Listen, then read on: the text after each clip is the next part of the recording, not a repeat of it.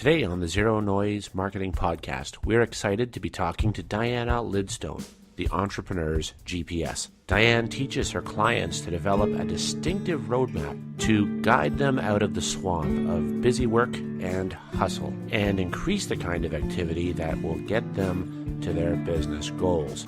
We're especially interested to hear her take on something she calls the properly diversified marketing mix. So get ready for some fresh thinking on your business. Get ready to get rid of the noise in your marketing. This is the Zero Noise Marketing Podcast.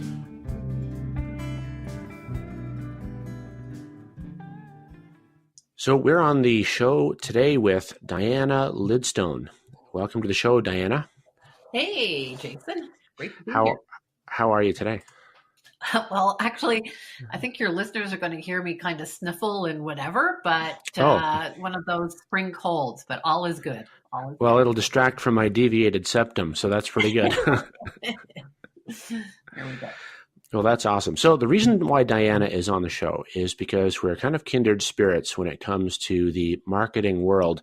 Diana is a no-nonsense, zero-noise kind of marketer, and that it's part of the package that she offers to her clients, and helping them get down to the essentials in whatever it is they're doing in their businesses. So first of all, Diana, when we were talking before, you mentioned to me that most entrepreneurs that you talk to by default are stuck in a state of perpetual hustle. Can you maybe expand upon that? Sure. I'd be happy to. Yeah, I mean, you and I have been entrepreneurs for many, many years, and I'm sure we've seen, lots of different things. But lately I've been noticing certainly a lot of entrepreneurs stuck in, as I say, this state of hustle. And if I can say, I can blame the internet or social media, but, they see all these things out there and they think that they should be doing them. So a state of hustle kind of looks like this. You think you need a website, so you create a website, and then you go, well, that means I need a blog. So if I have a blog, I need a newsletter. If I have a newsletter, I should post the newsletter or the blog on Facebook. Well, if I'm on Facebook, I should be on LinkedIn. So maybe then I should be on Instagram, or maybe I should be doing Facebook ads, and then maybe I should write a book, do a webinar. And they're just bouncing all over the place with little and gaining little traction in their business. So they're totally overwhelmed by what they should do for their next best step in their marketing. And very often I find that they're putting in so many hours in their business, but not seeing the results that they want. So they feel that they're overworked and underpaid, basically. And that's what I call the state of hustle. Right. So they're trying to scale, which is natural, trying to scale and grow, but they feel that the only way to do it is to pedal harder. Yeah. I mean, more marketing isn't the answer. Right. Okay. Right. Okay. So what's the cure? What's the cure to that? I think we've all been guilty of that, really. Oh, for sure. Well, I look at it this way, that I strongly believe that there are a couple of ways out of hustle. And the first is by recognizing what stage of business growth that you're at. And when I'm in front of people, I draw this, basically it looks like a thermometer, and it's 4 stages of business growth. And, the thermometer rises and we grow from, one stage to another. And I believe there are certain activities that are appropriate at different stages of business growth. And what I find is that a lot of people are doing marketing activities and other activities. They're not appropriate for their stage of business growth. Can you give me an example of that? Sure. So let me just briefly explain what I mean by these 4 stages of business growth. And if your listeners can visualize their thermometer, stage 1 is down at the bottom of the thermometer. And I call that a glorified employee, because I think that when we all start our businesses, we feel like an employee because we're doing it all, right? We're doing the admin, we're doing the bookkeeping, we're doing the marketing, we're serving the clients, we're doing all those things. But that's also where I see these people focusing on things like, well, I must need a fancy tagline or a 15-page website or paid advertising. And those are not the things that people need to build a strong foundation for their business growth. And Hmm. I say at the glorified employee level, you need three things. You need clarity. And when I say clarity, I mean clarity on, what is your true overall message that you want to get out there? You need clarity on what's your offer. What is that thing that you're selling? And you need clarity on how you can consistently provide outreach, or in other words, be visible. So that's Okay. clarity. But you also need to generate cash, which is another C word. So, how do you generate cash the quickest in your business when you're first starting out? And the third C is what I call connections. Because when we start our businesses, typically we don't have a big, there's many words you could use. You could use email list, you could use tribe, you could use audience, whatever, suits your particular business. It all boils And down to the people you have ready contact with, though. right, because you Yeah. need people to have contact with in order to sell them something, right? So a lot of people think at that stage that, well, I'll make more money if I do a group program. But actually, it's counterintuitive. You will make more money if you work one-on-one with people Really? um, at that particular stage. And I say you graduate from the glorified employee to the next state, which I call manager level. And at the manager level, if we think of a manager in a business, this is somebody typically who delegates. And so that's one of the things at manager level is that you delegate things off your plate. You start to leverage by now shifting into maybe group programs. And then the third thing you focus on is systems. But you're ready to do all of this when your agenda is really full of working one-on-one with people, or as I like to say, you're making good money, but you have no time to spend it. Okay. So that's the clear sign that you're ready to shift from employee to manager. Right. Yeah. Okay. And it's the clear sign that it's now time to, okay, how do I leverage? Like, how do I basically duplicate myself? Or, how do I make more money in the same number of hours that I'm working? There's something you And said at your last shift event, and Dianne puts on events that she calls Shift or Shift Your Business. Mhm.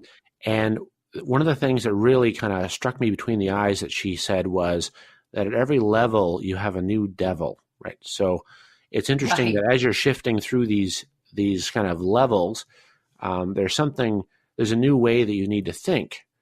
So Exactly. and it's completely foreign to your mindset that you had in the previous level. Exactly. So at the manager level, you have to think, let's take delegating, for instance. That is not something that a lot of entrepreneurs are good at because, it was their baby. They've created this thing and, Right. nobody can do it as well as they can. So these are new skills that they have to learn. So And what's that little thing that you tell people to help them to stop white knuckling their business and start sharing it with employees if that's something they have some resistance to doing? yeah, I'm sorry, don't quite understand the Oh, let's question. say if like I would have let's say I have a strong resistance Yep. to delegating in my business so I can shift into the next level. Um, Mhm. what might you tell someone? Well, what are the things that you're not really good at? And if, I strongly believe that each of us has a gift, a magic, genius, whatever people want to call it. And when we're working outside the zone of genius or the zone of magic, those are things that we're not really good at. And those are the things that we need to learn to delegate. So Okay. for instance, I could do my own bookkeeping. I could do it, but it's going to take me uh, quite a bit more time, mental energy, etc., because it's not my zone of genius. But I Right. can hire a bookkeeper who can do it, or I can hire a virtual assistant to do some admin things, and they can do in half the time what we could do, something that's not within our zone of genius. So Right. focusing on what's your true zone of genius or that true magic that you have really, really, really helps people. Okay. So delegating, Yeah. we could say, liberates you to provide the highest level of value that you're capable of delivering. Yep. Yeah. Yeah. Okay. All Yeah. right. I can live So with that's that. Carry on. yeah. So we've talked about the glorified employee. We've talked about the manager. And the next level up the thermometer, so to speak, or my grow meter, is what I call CEO. And CEO is really about being the visionary. And what I mean by that is you spend more of your time working on your business rather than in your business. So, again, a whole new level of skills to learn: team leadership, building a corporate culture, that type of thing is what a CEO does. And again, it's a whole shift of tactics, it's a whole shift of mindset, it's a whole shift of the way you look at your business. And very often, when people's businesses get to the CEO level, they actually have to, if I can say, change their business model or modify their business model. This might be where they start using some paid traffic. Maybe they're actually, have some sort of passive income. Maybe this is where they're rebranding, that sort of thing. Right. So So that's why the why is CEO. that why is that an imperative at that stage? Well, it's because your business has grown to a whole different level. If you're at the CEO stage in your business, um, you have a team, first of all. So you have a team, maybe, I'll speak to the coaching industry. So maybe you have a team of coaches, you have a VA, you maybe have an online manager, maybe you have a specialist who deals with your Facebook ads. And so, here maybe you're starting to look at a very different business model instead of this one-to-one where you first started out, or maybe even, at the manager level, you were doing group programs. Now you're going to be doing online, maybe digital programs that might provide you with some sort of passive income. And maybe your one-on-one clients are just that super high level elite. Or maybe you don't do any of them. Maybe you don't do any of them. So your role certainly changes in your business. Right. So again, a major change in the way that you think about Yep. doing business. Right. Yep. Okay. And is that as far as you can go? Nope. CEO? Then you can get to what I call legacy level. And legacy level is just that. Maybe you're thinking of leaving. What is the legacy you want to leave in your business? Maybe you're thinking about an exit strategy, or maybe you're thinking about diversification. So again, thinking of a business coach that I know has this amazingly diverse business. And, she started out as coaching. And so she has numerous coaches that work for her. So that's one of her businesses. But she also would do live events. And so she created an event planning business. She did a lot of videos. So she created a video production company. So she has diversified, but all under the same umbrella. Well, I'm going to So, stop you there because I think it's really useful for us to kind of throw some light on that. mhm. The impulse of the employee level entrepreneur, I think, is to do what I affectionately refer to as cutting lawns for people, where you basically are doing anything for a buck. Yep. And it certainly looks, you certainly look that way. I mean, you're jumping from pillar to post, but you're saying that diversification is something you only do at the legacy level. Right. Okay. Um, I've come across a lot of people who are what they call themselves multipreneurs, for instance. Okay. That, several businesses. And I say, you know what? Which business is it that is going to drive the most either profit, if that's what you're in the business for, the most joy, the most impact, whatever it happens to be? Because you only have so much time, energy, and money. Which one of those is going to be your main focus? And that's what I tell them when they're, when they've got all these businesses and they're trying to bring it all together. And sometimes the businesses can come under one roof, so to speak. But to try to build several businesses at once typically is going to just take, longer than it would normally if you focused on one. right. And so I guess that's just a different species of hustle that you're talking about, really, when you're juggling so many different things. Yeah. Yeah. Exactly. Okay. So let's say I'm all fired up about this this ladder that you've laid out before me, this thermometer. So what's my first step as a glorified employee there to find my magic and start climbing out of that? Well, as I say, it's kind of like, think of it this way. I say that, social media kind of makes us think that there's all these things that we, quotations, air quotations, should be doing.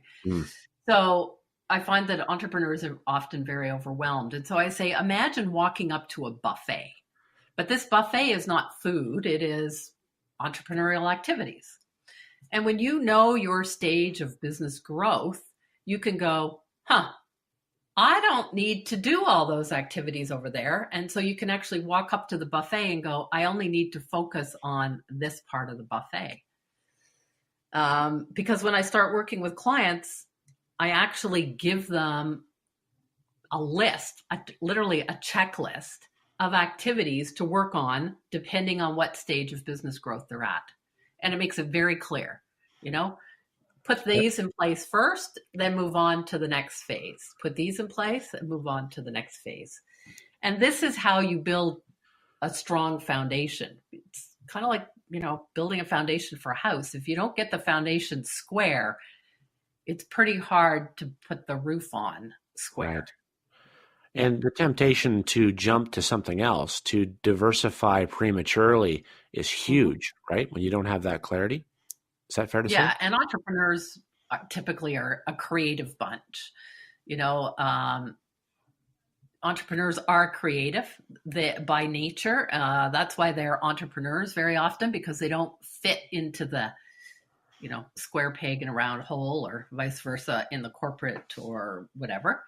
And so sometimes it's really hard to kind of rein them in, or, refocus them or recalibrate them into, the direction, and to stay, not single-mindedly, but where can they help people the most? Right. And then using that to kind of amplify their effectiveness over time. Exactly. Yeah. Exactly. Well, that makes a lot of sense. And of course, it goes against our instincts, because we, especially at the beginning, when you're the chief cook and bottle washer and you're basically cutting lawns, you're doing whatever you can. Actually, I know a landscaper who has reached a high level of service in his business, and he's still literally cutting lawns. He's only cutting one lawn, but he has a very good reason for it. But the temptation is huge. Yeah, and you have to shift out of, the glorified entrepreneur is the state where you are doing it all, right? And then you move to the manager, and it's not about what you're doing, but about who you can get to do those things for you. Right. And the further up you go up the grow meter, it's more about not what to do, but who can do the what. And it's not you. Boy, that's a very different way of thinking about it. Mm-hmm. Yeah. Okay. So how do I find out what my superpower is here, so I can figure out what I'm supposed to be doing as opposed to not what I'm supposed to delegate? So I have this thing that I call this is the other way that you can sort of simplify things, is I call it your entrepreneurial DNA, or your distinctive natural advantage. And this is something that I've kind of created. And your distinctive natural advantage is actually a combination of three things. And one of them is what I call your acquired mastery. So over your lifetime, in your personal life and in your business, what have you experienced that can help you contribute to helping others? So, for instance, something might be,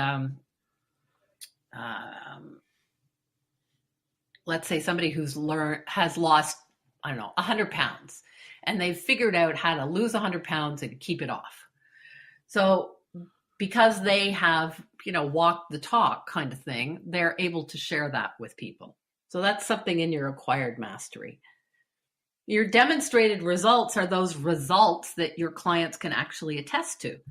So let's use the weight loss person again. And, that weight loss person has figured out a system, let's say, to lose weight and keep it off. Maybe that's his thing or her thing. And so those are the demonstrated results.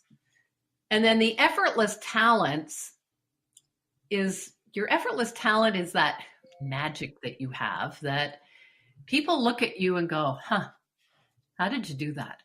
You made it look so simple. Right. Now, would it be fair to say that the effortless talent one is a tricky one to identify because it's so natural to a person? Exactly. Yeah. It's and it is the thing that most people, not just entrepreneurs, but everybody has this. Because it's so simple to us, we undervalue it. We think it's not worth the kind of money or intrinsic value that is actually out there. And, you just go, oh. So I'll tell you a story about a woman I met. This was years ago in a networking.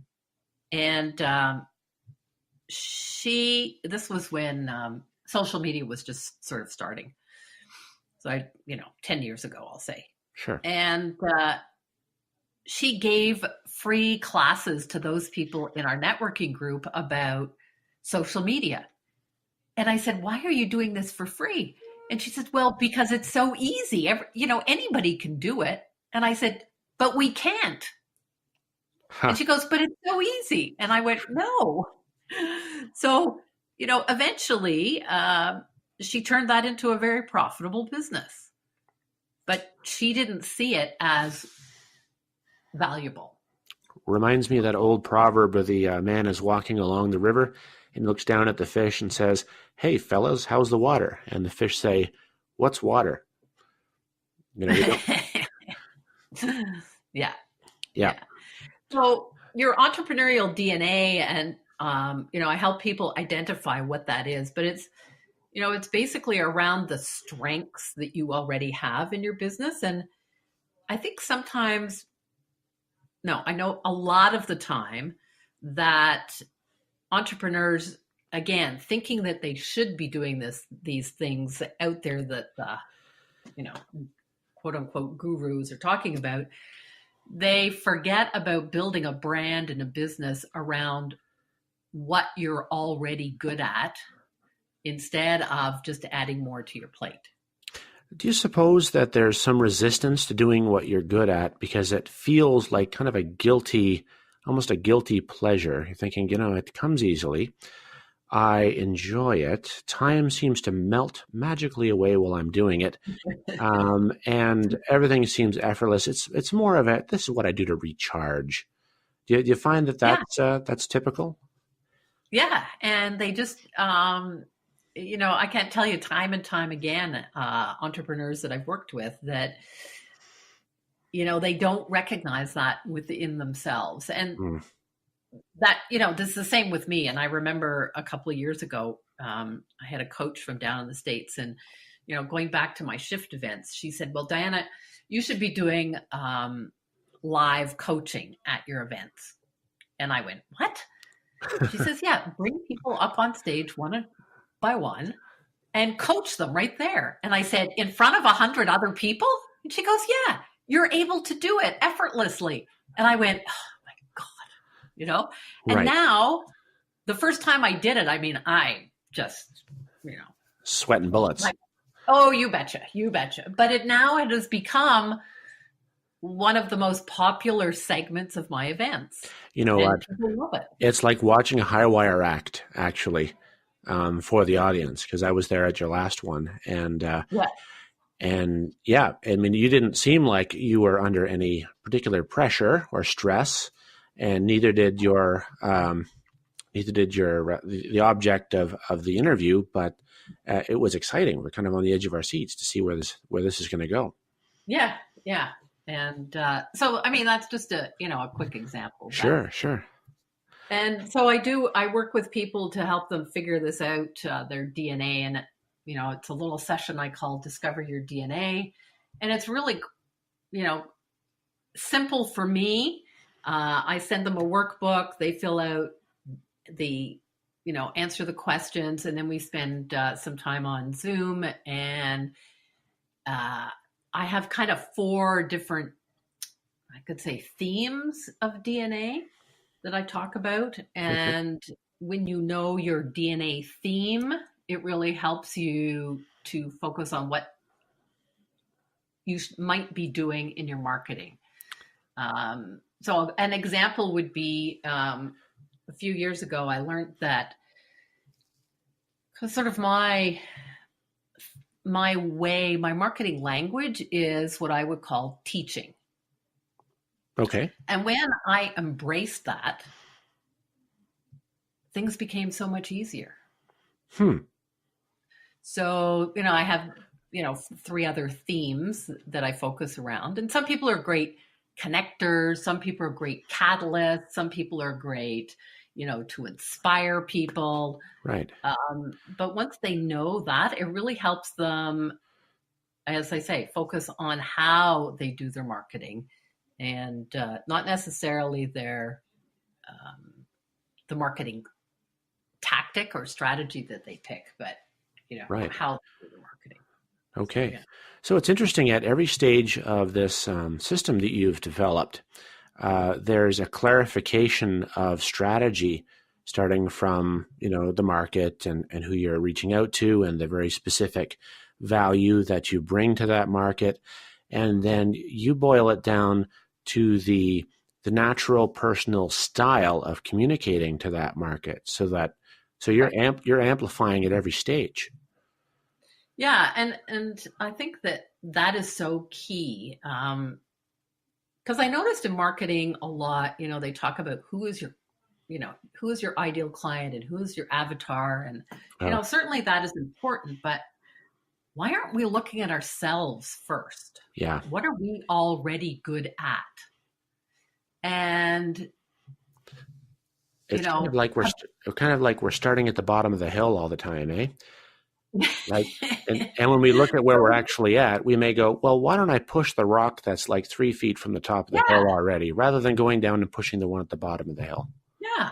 It's like pushing a snowball uphill. Like, really, let's make it easy on ourselves. And so I've shifted that whole thing about and not that I'm saying that not having a client avatar is not important, but it's not the be all end all. It's just one leg of the stool, it sounds like. Yeah. That's it. For sure.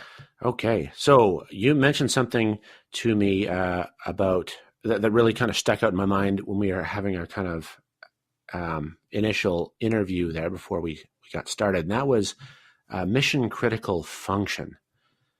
Can you tell me what that is? Yeah. I mean, it's fine that we have, we get stuck in this state of hustle, and then we need to figure out, what stage our business growth is at. And that helps us. Figuring out our DNA helps us. But then there's 3, what I call mission critical elements. And the first one is some sort of strategy, some sort of roadmap. Because as you know, from the sounds of it, those people in hustle, they have no plan. They have no strategy. They have no overall, they're just throwing spaghetti at the wall. So you do need a plan. I call it a roadmap. And I believe in 90-day strategies. And does it have So to be perfect? no, no. Done is better than none. Okay, I'm glad we can maybe touch on that, because that in one of the ways that we talk ourselves into inactivity is thinking, until this is ironclad, I'm not shooting for the moon until I'm sure the ship is in good shape. But it doesn't work Yeah. that way. Yeah. No, it's really funny because I just did a Facebook Live on that this morning. What can we stop doing in our businesses? And, perfectionism has many, how can I say it, appears in many different ways. And, perfectionism could be, we want it perfect. We want our 90-day plan perfect, but it's just like your website. Is your website ever finished? No, because it's never perfect. It's always in a dynamic state. And business must be dynamic. It must be changing and evolving. And so that's why I say a 90-day plan is good. Certainly an overall view of what you want to accomplish, even where do you want to take your business in 3 to 5 years? Right. So Maxwell Maltz, in his book Psycho-Cybernetics, I don't know if you've had a chance to read that before. He wrote that in the 50s, but he talked about our minds being these teleological devices. And an example of a teleological device is a heat-seeking missile. So it has a target, but it doesn't have a very straight trajectory. So I think that's really super important for people to kind of think about when you're talking about strategy. Strategy is about a worthy target. It's not about a straight trajectory. Yeah. Yeah. So, a strategy can start with, what is the overall vision, or what is your definition of success? What do you want your business to look like when it's successful? Right. And then, kind of reverse engineer it, I say, to a 90-day strategy. So mission critical element number 1 is, that 90-day strategy. Mission critical element number 2 is a marketing mix. So a mix of marketing methods or tactics, but that are in alignment with your stage of business growth, that are in alignment with your distinctive natural advantage, and that support your 90-day plan. Okay. So you look at your stage of business, and for instance, if you're an employee, there'll be a different marketing mix than if you're a manager or a CEO or a legacy. So I typically say that if, at the glorified employee stage, networking, whether it's online or whether it's offline, is probably the strongest element for most people. I really love that, Diane. You made that a point at the that like riveted me to the floor when you said that, because when you're starting out, you don't have a lot of bullets, right? You don't have a lot of resources, so you can't afford to be spraying them all over Christendom. You need to be a sniper first, and that comes down to taking individual interest, and that's what you can afford to do. And chances are, if you're in sales or you're an entrepreneur, that's kind of where your communication superpower likely is or needs to be developed. Yeah, and networking is a great place to, if you're at the glorified employee level, it's a great place to validate or research your marketing message. So what you're saying about you and your business. It's also a great place to test to see whether whatever it is that you're selling, your compelling offer is, are there any bites out there? Oh yeah. Instead of, creating it and not knowing whether the market's going to buy it. Right. And when you're doing belly to belly interaction with real live people with actual wallets, you get a really clear picture of what arouses their interest and what their real problems are. Yeah, I can see that. And only so, then do you scale. Yeah. If it's, face to face, whether they raise their eyebrows, whether their eyes glaze over, whether they're leaning in literally and saying, oh, that's interesting. Tell me more. Right. Networking is really, really important. I believe, when you go up to the manager level and you're talking about leveraging, I believe that speaking is a very effective use of your time. Why is that? Why is that? Yeah. Because as opposed to networking where you're shaking hands one-on-one, speaking, and I mean speaking to get clients versus speaking to get compliments. There's a big difference. Oh, okay. Speaking leverages your time. You are positioned as an authority by literally the fact that you're at the front of the room or on a stage. And I think it's a very, very, very effective marketing tactic or strategy. And you teach your clients how to develop kind of a keynote discourse that is designed to get more clients? I do have a program actually that I've just recently launched that will be teaching what we call a signature talk. So it's a talk that you can do within, 7 minutes or an hour. The same topic. And the benefit of having a signature talk is that people actually get to know you for that topic. And so you start building your reputation around that. And so what's the benefit of them attaching you to one particular topic? Well, that's how you build a reputation. Okay. All right. So is it part of your personal branding? Right. I see. The thing is that we have to be known for solving a problem. People only open their wallets when they're in enough quote unquote pain to get that pain solved. And our job is to solve their problem. Right. So what one problem is it that you will be solving, for instance? Gotcha. Okay. And that signature talk. So that's good. Let's go back to these mission critical things. Yeah, well, I think there's one more left here. Yeah. So the first one was some sort of strategic roadmap. The second one was a marketing mix that supports the strategic roadmap. And the third is what I call a primary differentiator. Okay. So what is that exactly? Yeah, good thing you asked.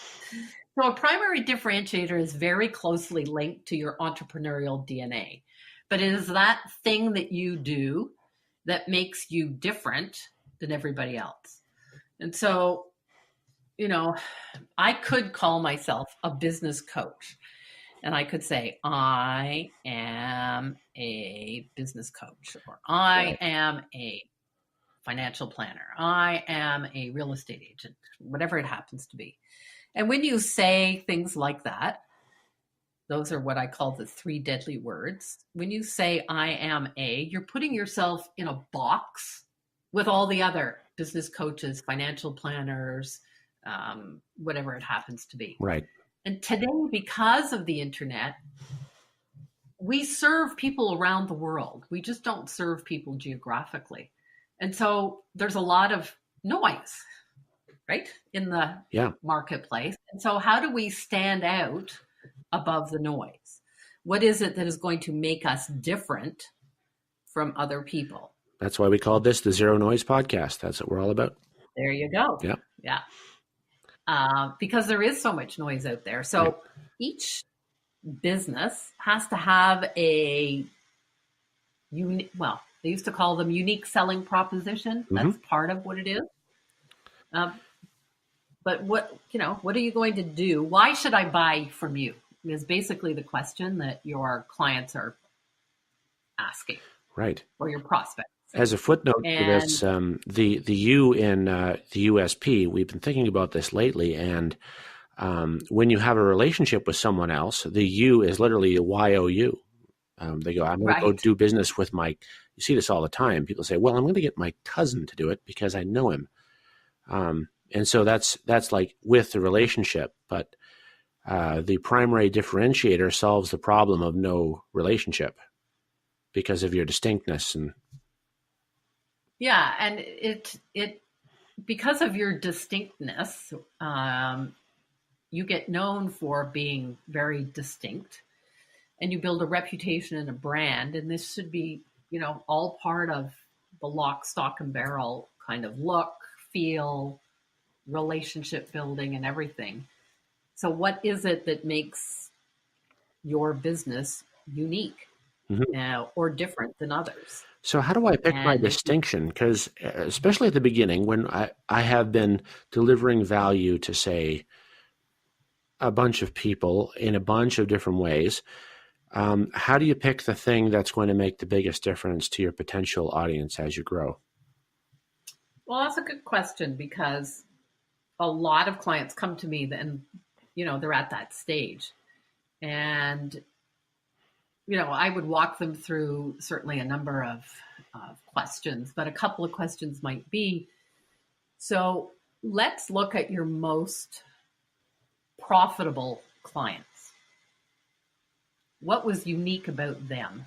And what was it that you taught them or gave them that got them the results that they actually wanted? Okay. And when you start analyzing the work that you've done, and so it's, what is, certainly, because business is all about profit, let's not forget that, but profitable. Sure. What gives you the most joy? What comes easily to you? For instance, it's an area of attention that gets overlooked, that joy thing, because that's it translates into energy, which can be reinvested, doesn't it? Sure. Like, I always, until a while ago, I always thought my ideal client was solopreneurs. Okay. And that's what I've always worked with. And that's because I have always been a solopreneur. Mm-hmm. And I help people get clear on their message. I help people get, attract and convert more of their ideal clients. And then not too long ago, a woman came to me, and she had met me at one of my events. And I did not know this, but she had a $4.5 million business. Oh, wow. That they had no marketing plan. They had no clear message. And they had no sales strategy. No kidding. Yeah. So that's the stuff that comes easily to me. And I, at first I went, I don't know if I could do this, but it's the same, whether I'm serving solopreneurs or this, multi-million dollar company. There seems to be some physics to this. I think it's one of the things that people believe when they deal with, I do some marketing consulting myself, and when people are talking about their marketing, they think it's a swamp. This is crazy, undifferentiated pile of possibility, and there is really no clear way of doing it. But there is some physics to this, isn't there? Like there are actual, rules of engagement. Analogy. Yeah. So tell me more what you're thinking along that line. Well, perhaps there's so much going on in their work or their business, and so many things they can think about, that to narrow it down to one key group, for instance, right? Like there may be that 20% of their potential customers are women between 45 and 65, and they live in the greater Kingston area, and they have 2.5 children. So I'm going to go ahead. Yeah. And this is what I find. This is why I say don't focus on a client avatar, because people think that the client avatar is all about these demographics. Okay. Right? Like age and where they live and all those types of things. Right. It's not. It is about the problem that they have. Yeah. What is the problem that they have? Well, we really get stuck in that too, because that's the model that's sold to us by the PPC companies, isn't it? Yeah. put us all in these neat little boxes, and then we sit there with this devastated look on our faces while the money flies out of our wallets, wondering why it didn't. Yeah. Yeah, right. And it's really hard sometimes. So I was having this conversation with my speaking coach, and I actually used him, his growth of his business as part of when I was creating these models, if you will. And he said, well, I don't solve just one problem. And I said to him, now let's just go back. When you first started out, you were at this stage, the glorified employee. You were doing all this stuff. You were all over. You were teaching webinars, and you were teaching this, and you were teaching that, and you didn't get any traction, right? He goes, yeah, right. And I said, but then you focused on helping people speak from the stage. Yeah. And I said, then you started getting some traction. And he went, yes. And then he developed his own models, and he talked about reputation, building your reputation and how you can stand out and be a category of one. And I said, when you focused on being that category of one and teaching that one thing, your business exploded. Right. He goes, yeah, you're right. Yeah. Because we kind of think we have to stay in the swamp, right? Instead of like walking across this nice dry boardwalk that takes us to the other side with next to no effort. Yeah. So that's the primary differentiator. Yeah, is to get yourself out there and differentiate yourself from, everybody else in your field. I did the last time I did Shift in Ottawa, which was a couple of weeks ago, I did a second day, which was a VIP day. And we talked about people's websites. And, I said, I'm not a website designer, but I see so many people building websites that are just not doing the job that they should. And doing the job that they should is, being that silent salesperson for them. And, they just, one of the exercises that we did was I had them go and look at 3 of their competition. And what was the message when you looked at their website? Okay. And then how does your website compare? What is the clear message that's coming across? And there were some big ahas. No kidding. Yeah. I remember when we started specifying a specialization in the law firm field, there was almost a sense of overwhelming relief from people who were colleagues of mine, because they always wanted to refer people, but it was a bit defeating trying to define us. And they desperately wanted to say, oh, he's a person who does XYZ because you need that. Otherwise, it's just too abstract to even talk about. Exactly. Yeah. And like you said, people can't refer you. So it makes it very difficult. And, it's very counterintuitive to pick a niche and to be very specific and be very different. So, and would you say but that it is when you become the, say, web designer who does websites for law firms, that doesn't really, in no one's mind, does that limit you to that kind of work. They think, well, if he can do that, surely he can do my hog farm in Prescott or whatever. Right. Yeah. And as I said, it doesn't mean that you won't do these other things. It just means that your marketing talks about that specific thing. Right. Right. Mm-hmm. Well, that's really powerful. That's great. How are we doing for time here, Dianne? Diana? I think we're pushing 50 minutes. Yep, I think so. I'm going to put another nickel in if I don't wrap this up. Okay.